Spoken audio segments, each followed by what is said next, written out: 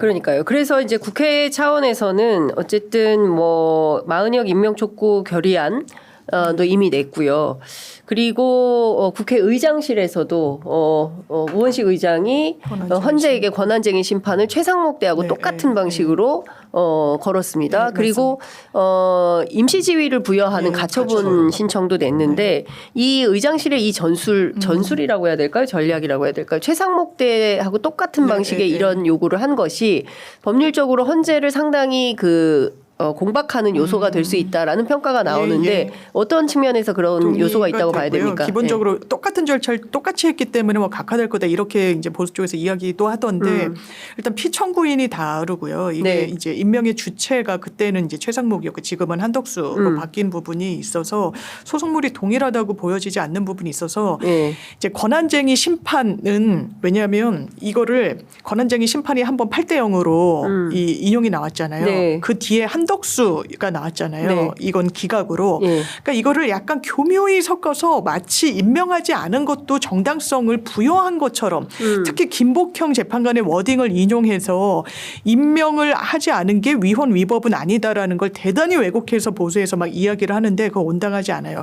정확하게는 이 마은혁 재판관을 임명하지 않은 부작위는 헌법에 위배된다. 국회에 이 임명 권한을 침해한 것이다라는 게 주문이거든요. 그렇죠. 권한쟁의 심판에. 그래서 이 부분과 관련해서는 보수 진보 이 8대 0으로 이거는 정파의 문제도 아니었어요. 헌법재판관들의 공통된 인식은 임명해야 된다라는 것을. 김복형은 이게 그래도 국회에서 제대로 됐는지 한번 살펴볼 시간 정도는 가져야 되는 거 아니야. 근데 하루 만에 됐네. 그러니까 이거 바로 법률 위반으로 나는 보여지지 않아. 뭐 이런 취지였던 거예요. 이게 정말 수긍 못할 그런 논리도 아니에요. 그러면 권한쟁의 심판은 인용이 저는 될 거라고 보고 다만 이제 임시 지위를 정하는 가처분 같은 경우에는 최상목 대행 때도 이제 각하가 됐는데 그거는 임명권을 정말 부여하는 거는 국법상 행위로서 대통령이 하도록 헌법에 돼 있어서 우리가 이 사람이 임명이 아직 안 된 상황에서 재판관이다 아니다 이럴 권한은 없다 해서 권한이 없어서 각하였거든요. 아마 똑같은 결과가 나올 것 같습니다. 그러면 근데 이것도 문제인 것이 이를테면 지금 누굽니까? 정영식 재판관이 그 어떤 일보다 최우선 과제로 두고 윤석열 탄핵 심판에 대해서 선고하겠다라고 했는데 그건 또 차치하고 요 사건에 대해서 변론 기일을 시작을 하면 이건 어떻게 되는 겁니까? 그 가능성도 있다고 봐야 됩니까? 신 변호사님. 그러니까 지금 국회의장께서는 또 본인이 할 수 있는 일을 지금 다 조치를 취한 것이고 또 그 자체가 뭐 어떤 실효성이 있냐라고 또 묻는다면은 사실 실효성 면에서는 또 떨어지는 것도 객관적인 사실이거든요. 그렇지만 지금 우리가 할 수 있는 일은 저는 그렇기 때문에 가장 실효적인 조치가 지금 딱 열흘 정도 남은 이 분수령에서 헌법재판소 재판관들이 느낄 수 있는 그 압박 저는 그 부분을 좀 더 높이는 게 더 맞지 않을까. 왜냐면 이 가처분을 넣고 뭐 권한쟁의를 넣어도 이것도 지금 판단하는데 시간이 또 걸려버리거든요. 그럼 오히려 헌재가 그걸 핑계 삼아가지고 더 선고를 미루면서 더 지연하는 전략에 또 도움이 될 수가 또 있기 때문에 저는 지금 우리가 할 수 있는 일들, 헌법을 수호하기 위해서 할 수 있는 일들에 대한 조치는 다 하되 결과적으로 저는 여론의 답이 있지 않나 싶습니다. 근데 이렇게 얘기하면 사실 여론이라는 것도 눈에 보이지 않으니까 이게 얼마만큼 실효성이 있냐 또 반문하실 수는 있겠습니다만은 분명한 것은 여론이 움직이곤 있거든요. 지금 이 중도층에서도 윤석열 파면 여론이 지금 70%로 올라가고 있고 그렇습니다. 더 올라갈 거예요.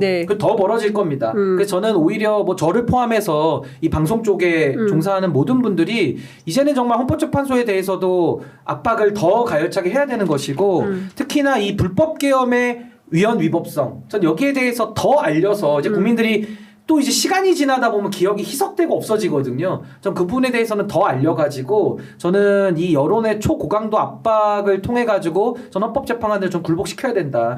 그리고 그때도 우리가 생각해 보시면 똑같은 국민의힘입니다. 똑같은 국민의힘이에요. 사람은 안 바뀌었어요. 그때 우리 탄핵 200 개 어떻게 만들어냈습니까? 그때 어떻게 만들어냈죠?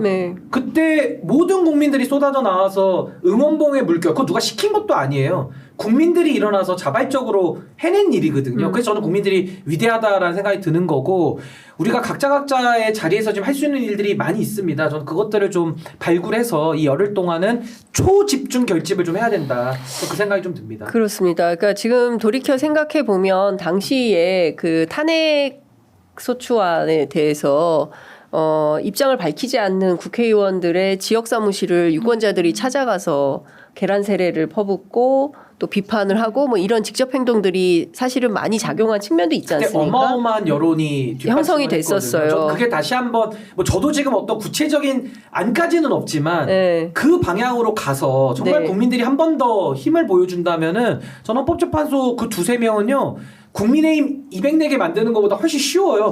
이분들이 다 기회주의적 성향들도 다 있기 때문에 저는 오히려 탄핵 의결 때보다는 난이도는 더 낮다. 그렇다면 우리가 국민들이 목소리만 보여주고 응집된 힘만 한 번만 좀 보여줄 수 있다면은 저는 큰 도움이 될 것이다. 저는 그렇게 생각합니다. 그러니까 참 1차 그러니까 초반에 끝냈어야 될 일을 국민들이 또 한 번 다 또 힘을 모아서 거리로 나와가지고 상황을 변경하지 않으면 안 되는 단계로 나아가는 것은 좀 분명해 보입니다. 고생스럽지만 또 우리가 주인이기 때문에 좀 어쩔 수 없이 또 길바닥으로 나와가지고 좀 역할을 해야 되는데 관련해서 방금 속보가 들어왔는데 권성동 원내대표가 윤석열 탄핵 심판 억측이 난무하고 있으니 문영배 대행은 선고 일정을 빨리 잡아라 이런 얘기를 했어요. 왜 이런 말을 했을까요? 자신감이 있어서 그렇다는 분석이 나오는 거예요. 네. 이게 뭔가 지체되는 것 같고 5대3 기사까지 나오고 그리고 그 기자가 법조를 진짜 오래 출입한 기자고 이러니까 이게 뭔가 우리 입맛대로 좀 돌아가는 분위기인가 보다라는 희망 회로를 돌리기 시작한 것 같고 그러니까 오히려 어제 나경원 의원도 그렇고 빨리 하라는 거예요. 지체하지 말고. 이게 더 시간이 되면은 5대3이라고 거의 확신을 하는 것 같고요. 제가 봤을 때 그들은. 네. 그러면서 이 구도가 바뀌거나 변동이 있기 전에 지금 빨리 선거가 내려져야 윤석열의 복귀가 가능하다라는 이른바 진짜 희망 회로를 돌리면서 이런 빨리 왜냐면 항상 시간 끌려고 그랬었거든요. 그렇죠. 완전 상반된 모습을 예. 보이고 있는 것 같습니다. 그러니까 지금까지 계속 시간을 기일을 늦추던 사람들이 선고 일정 빨리 잡으라라고 촉구하고 나선 것은 뭐 이 사람들 뭐 정보가 있어서 그런 걸까요? 아니면은 장 변호사님 말씀하고 똑같은 걸까요? 그러니까 어떻게 뭐 보십니까? 내부 정보를 받았다고 하면 그건 정말 큰 문제가 되는 같이 거고. 처벌받게. 그럼 제 처벌의 단계로 가야 되니까 뭐 그 부분은 제가 아직 뭐 확인되지 않은 건 얘기할 수는 없는 거고. 중요한 건 지난 금요일에 있었던 그 5대3이 쏘아놓은 공으로 인해서 결국 자신감을 갖는 거죠. 그러니까 네. 이게 여론전이 눈에는 보이지 않지만 존재하는 거거든요. 그러니까 지금 헌정을 수호하고 윤석열을 당장 끌어내리고 파면해야 되고 단 하루도 저 인간하고는 같은 하늘에 살 수 없다. 그게 제 입장이거든요. 네. 그러니까 저 같은 사람들은 지금 이제 가슴이 더 타는 거고 또 반대로 윤석열이 복귀했으면 좋겠다라고 외치는 분들이 일부 계시잖아요. 그분들은 지금 요 한 2, 3일 정도의 여론전을 통해서 자신감을 보이는 거예요. 전 그게 너무 불쾌한 겁니다. 네. 왜 그들만 여론전을 하고 왜 그들만 힘을 받아서 저렇게 자신 있는 발언을 하면서 본인들의 말을 지금 다 바꾸는 거잖아요. 그동안에는 자신이 없으니까 어떻게든 지연시키려고 침대 축구를 했는데 이제는 됐다. 이제는 본인들이 원하는 소기의 성과 달성할 수 있다라는 그 자신감을 지금 보이는 건데 네. 그건 우리 국민들이 그건 꽤 부수는 수밖에 없습니다. 저는 헌정수호도 물론 헌법재판소가 형식상 하죠. 그렇지만 헌법을 지키고 지금까지도 수호해온 주체는 우리 국민들이 하는 거기 때문에 그 압도적 여론으로 뒷받침을 안 해준다면은 네. 저는 이거는 정말 지금 정치권에서 해결하기 어려운 이 친위 쿠데타라는 본질적 특성상 굉장히 처리하기 어렵다. 그러니까 지금도 왜 자꾸 국민들한테만 뭐 하라고 하는 거야라고 저는 반문할 수 있다고 봐요. 너무 힘들죠. 저도 지난주에 집회 갔다 오고 목이 쉬고 하루하루 너무 고통스럽고 힘이 드는데 그래도 이것은 우리가 이 친위 쿠데타를 극복하고 이거 꺾는 유일한 방법은 결국 지난 응원봉의 빛의 혁명이 보여줬던 그 국민적 역사 이거 외에는 저는 뭐 다른 방법을 저는 뭐 찾기가 매우 어렵다는 생각이 듭니다.